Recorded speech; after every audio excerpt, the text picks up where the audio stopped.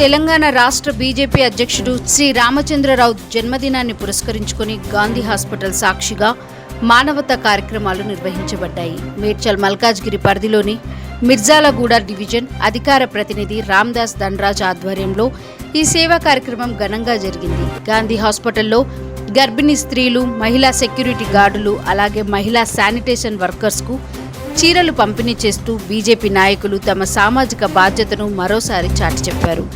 పుట్టినరోజు వేడుకలు కేక్ కట్తో కాదు, సేవతో జరగాలి అన్న సందేశం అధికారంలో ఉన్నా లేకపోయినా ప్రజల మధ్య ఉండే పార్టీ బీజేపీ.